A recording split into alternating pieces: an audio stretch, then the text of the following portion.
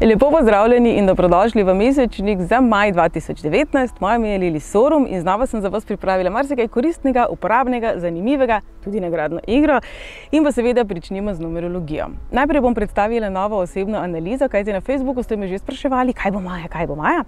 Izboljšajte prvi vtis, bo osebna analiza, ki prihaja vam v mesecu maju, in pa 7. maja bo v reviji Ona Plus objavljen malo daljši intervju z mojo malenkostjo, tako da vabljeni k branju. Sam mesec maj pa prinaša spremembe, potrebo po svobodi, neomejenosti, tudi potrebo po potovanjih, zato pa smo tukaj, kjer smo. Povejte mi, kdaj ste šli nazadnje na izlet v neznano? Kdaj ste hopnili na vlak in se odpeljali? In kam bi vi svetovali nam, da gremo na enodnevni izlet? Bodite face, pa dajte to komentirati in podeliti z nami. No, mesec maj prinaša, kot smo rekli, potrebo po svobodi, po spremembah, po spontanosti, po strasti, 50 odtenkov sive. Tudi slučajno ni slučaj, da je tam spredaj petka, pomembno pa je, da poslušate sebe. Namreč v mesecu maju letos nam bo malo nagajal ego, možni bodo izpadi drame in na področju odnosov so možna razhajanja. Poglejte v svojem življenju, kateri odnosi so postali podobni tračnicam? Nekako grejo v neki smeri, ampak ni bližine, ni dotikanja, ni strasti. Je čas za iti narazen? Ali je čas za eno večjo spremembo? Veste, vedno imamo izbiro. Lahko končamo odnos, lahko pa ga tudi spremenimo. No, v mesecu maju bo nekoliko povečana potreba po svobodi, to pa je že naslednja tema. Število 5 povezujemo s svobodo. In pri svobodi bi jaz vprašala eno zadevo. Ali svoboda govora dejansko lahko opravičuje sovražnost govora? Ko govorimo o medsebojnih odnosih, če sva vi in jaz v odnosu, ali moja svoboda lahko zahteva vašo pripadnost? Vprašajte se, v katerih odnosih se od vas pričakuje, da ste videvni, da ste razumevajoči, da ste tam, drugi osebi pa ni treba biti. Veliko bo takih vprašanj, ko govorimo o medsebojnih odnosih v mesecu maju, govorimo pa o energiji, ki si želi svobode, ki želi ven iz okov, se pravi ven iz območja udobja. Presežite svoje dvome, presežite svoje omejitve. V končni fazi, tukaj smo samo na obisku, ne vem, če vidite napis na moji majici, tukaj piše Just visiting this planet. In ne vem, če ste opazili prejšnjo majico, v prejšnjem posnetku, gor je bil mucek. Postavite se zase. Zakaj ljudje načeloma ne marajo mačkov, tisti, ki jih ne marajo? Ker se mački postavijo za sebe, bodite no malo več mucka. In tudi sicer število 5 velikokrat rado opišem kot mačjega mladička, kajti hitro nam preide pozornost na nekaj drugega. Torej tudi, če vam bo zelo hudo v ponedeljek, je velika verjetnost, da bo ta bolečina, ta stiska do srede popustila. Vzemite si čas za to, da preverite, kje sami sebi mogoče mečete polena pred noge, kje sami v sebe ne zaupate, kdo v vaši bližini nekako ne zaupa v vas, je vedno, bom rekla, toksičen. Je čas, da gremo ven iz toksičnih odnosov in toksičnega načina razmišljanja, ki pa je v vaši glavici, torej je vaša odgovornost. Uporabite tale mesec za to, da se postavite za sebe, da delate na sebi in da presežete sebe. Ne druge, ne sosede, ne šefe, ne nikogar. Je težko, je boleče, se pa splača.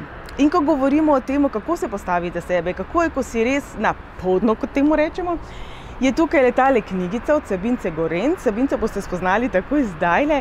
Zelo težko, čustveno, naporno življenje ima za sabo, o tem se boste lahko prebrali v tej knjigi. Eno tole knjigico pa Sabinca podarja. Nagradna igra bo 18. maja na Facebooku. Imate tukaj le zraven napisano, kje me najdete. Torej, število 5 simbolizira tudi selitev. Selitev uvrščamo med eno izmed najbolj stresnih doživetij v življenju in zato bo vas Sabinco zdaj le povedali, kako si lahko pri tem pomagate.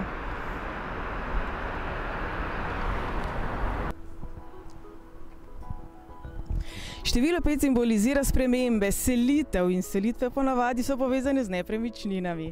Danes je z nami Sabinca, živja. Živja. Hvala ti, da si vzela čas za nas. Ljudje se ne radi odločajo za nepremičninske agencije, ne? Prva stvar, ki jo recimo vi zelo dobro naredite in prihranite nam običajnim smrtnikom, je to, da nam prihranite čas. Kaj bi pa ti poudarila, ti kot nekdo, ki ima izkušnje na tem področju dela, kaj je tisto, kar je najbolj dragoceno, kar ti kot agentka odneseš nam, ki kupujemo, prodajamo nepremičnino, se odločamo za najem? Pravzaprav je čas tisti, ki je danes najbolj vreden pa najmanj pravzaprav, ne. Kaj prihranimo mi agencije oziroma nepremičninske agente? Mnogo tega. Prihranimo čustvene bolečine, ker se ljudje navežejo na nepremičnine in oni potem ne morejo racionalno oceniti vrednosti nepremičnine, ker nekdo je vlagal svoje spomine v to nepremičnino, nekdo kupuje pa samo 4 stene in dejansko moramo biti mi in pravniki, in psihologi, in gradbeniki in marsikaj še razen samo nepremičninski posredniki. Tako da je tukaj v okviru tega zelo veliko prišparanega ljudem, ki se odločijo za agencije, da sploh ne govorim o klicih, o nemogočih časih in kupcih ali prodajalcih, ki hodijo samo iz razloga, da nižajo ceno in tako naprej. Tako da malo morje, več stvari smo kot samo nepremičninski posredniki. To mi všeč, ko si izpostavila, če tako rečemo, ok, prišparaš tisto provizijo, ampak a v resnici prišparaš, če govorimo zdaj o nekem drobnem tisku, o temu, da pač ne prodajamo tega vsak dan, ne vemo, kako grejo vpisi v zemljiško knjigo, a so plombe gor, na kaj biti sploh pozoren, koliko je tega dejansko na trgu, da se lahko fajn opečeš, ker recimo ne veš, da so hipoteke vezane na nepremičnine in podobne zadeve, koliko je tle nevarnosti za nekoga, ki je mogoče ali starejši, ali nima izkušenj, koliko je zdaj iz tega vidika fajn, da pride k tebi. Pravzaprav je zadeva sledeča, ne. Tudi če ni plomb gor, se lahko zelo, zelo fajn opečeš, ne.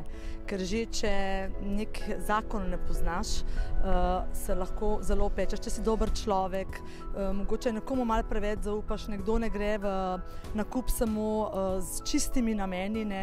Tako da tukaj je mnogo faktorjev, sploh pa da ne govorim o plombah in o raznih pravnih stvarih in zaščitah, ki jih mi kot agencije in nepremičninski posredniki nudimo. Kar bi pa rekla provizije, če jo prišparaš, pa ali jo prišparaš?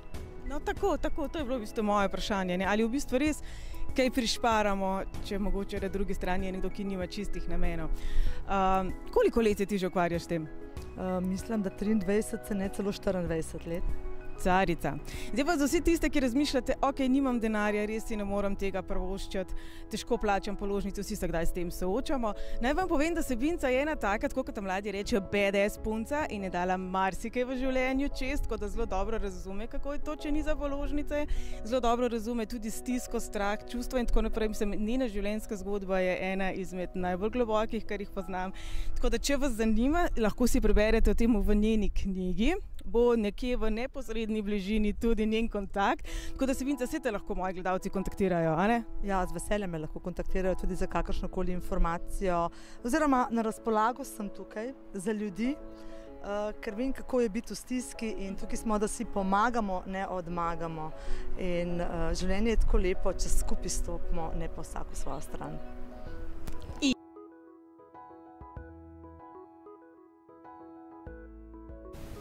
V mesecu maju pa vas moram izrecno opozoriti na eno stvar. Zelo hitro bomo manifestirali, torej bodite pozorni, o čemu dejansko razmišljate, kako se odzivate, kaj počnete tekom vsakega dneva, tekom tistih minut in trenutkov, v katerih morda imamo občutek, da nič ne počnemo. Se pravi, ko sedite na WC školjki, ko čakate v vrsti, ko sedite in gledate v zrak. Vaš vseeno dela. Dela na avtopilotu, torej dajte ta avtopilot vzeti nazaj v roke, bodite pozitivni, bodite odločni, postavite svoje cilje višje. Naj vas še enkrat spomnim, da število 5 simbolizira ravno to, ni mej. In ker smo rekli, da število 5 simbolizira tudi strast, drage moje dame, mogoče pa je čas za kaj takega. Samo namig. Zdaj sem v telovadnici v Taekwondo klubu Orient, z mano je Dragan Zarič. Živa, Dragan, hvala, da si se vzel čas za nas. Maja, mi govorimo o notranji moči, o samozavesti. Ti moram najprej povedati, da sem na Facebooku napisala, da bomo tukaj snemali, sem dala mojo sliko v kimono zraven, je bilo ful ljudi presenečenih. Zdaj pa mene zanima, ti kot trener, pod malih nog treniraš, to je zdaj 20-30, veliko let. Pač. Koliko je mogoče te stigme, da je to nasilen šport, da nasilneži trenirajo? Koliko se to mogoče tekom let tudi umiri?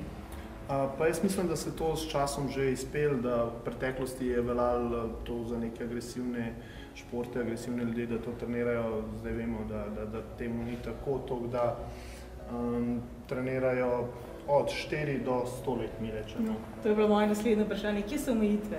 V bistvu omejitev ni, mogoče bolj kakšne prostorske omejitve po klubih. V našem klubu na srečo ni tako, da imamo skupine posebej za malčke 4 do 6, potem starejše otroke, srednje šole in seveda rekreativce. Tako da v bistvu ni omejitev, priključijo se lahko odrasli ljudje, ki so željni rekreacije malo drugače, lahko rečemo. Se pravi, tudi ko govorimo o otrocih, ni neke bojazni. Vem, da starši so včasih zelo, bom rekla, previdni. Ne, tukaj sploh ni bojazni. Moram reči, da smo šport z minimalno poškodbami, skoraj ni poškodb. Kdor hoče se lahko ukvarja tekmovalno, kdor pa ne želi se ukvarja samo rekreacijsko, učimo se udarcev, samoobramb, padcev, metov, poleg vseh ostalih, se pravi pridobivanje samozavesti in tako, otroci seveda to pomenijo. Ja, pa disciplina in tako naprej. Tako, to spada pod te borilne športe, se pravi počasi skozi igro jih navadimo na neko disciplino, nek odnos do tega športa, s tem si pridobijo samozavest, počasi napredujejo. Zdaj, jaz bi tako rekla, kot deklice nizke nadmorske višine, je kar fajn, tako, ko se naučiš malo brati, bom rekla. Jaz imam zelo visoke pete, jih ne vidite. Je fajn, ko se naučiš braniti. Koliko ljudi pride k vam ravno za to, v samoobrambne namene? Koliko je to priporočljivo v tej smeri? Pa moram reči, da velika večina ljudi pride zaradi tega, dosti ljudi mogoče niti ne loči taekwondo, karate, druge borilne veščine, večinoma pridejo na kot mi rečemo, od ust do ust, ker se želijo naučiti braniti. In potem pa počasi poznajo pozitivne lastnosti taekwondoja in ostanejo pol za daljše časovno obdobje večina. Glede zato, ker mogoče malo premalo vemo o tej korejski borilni veščini, pa midva z Draganom pripravila še en malo daljši posnetek, bo malo več razložila. Zdaj me pa zanima še to, koliko kondicije je potrebno, ko začneš trenirati? Ko začneš trenirati, ni potrebna kondicija, zato pridete k nam, da pridobite kondicijo. To si tako razmišljamo, ne, da imamo premalo. Ja, doskrat je to napačno, ker me ljudje sprašujejo, jaz nimam kondicije, pa ne bi treniral. V bistvu noben se ni rodil, ne vem, s črnim pasom ali pa tako. Vsi smo prišli za neznanjem, pa smo si ga pa tukaj pridobili. Zdaj pa glede na to, da je maj, če bi recimo nekdo zdaj, ko to posluša, želel priti probati, pogledati, glede na to, da je maj, lahko vseeno? Vseeno lahko, sred leta lahko pridejo, tukaj so vedno trenerji, se pa dejansko nekako sezona premika k koncu, tako da septembrom se potem nekako vsi na novo zbudimo in začnemo spočiti na novo, ampak vedno lahko. Če vas Fervac smatra, kako to zgleda, vabljeni v taekwondo klub Orient, nekje v neposredni bližini imate kontakt, ki jih najdete, so v Medvodah in v Ljubljani. Tako da, Dragan, najlepša hvala za enkrat. Hvala tebi.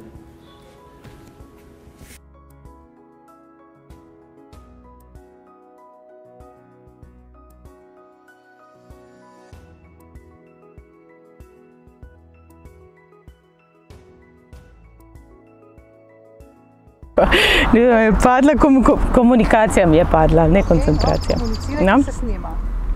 A ja, že? Lepo. Pejt če bolj tja. Pejt če bolj tja, Dragan. Zdaj, da se ga ustaviš. Kam? Tako, ja. Čuk.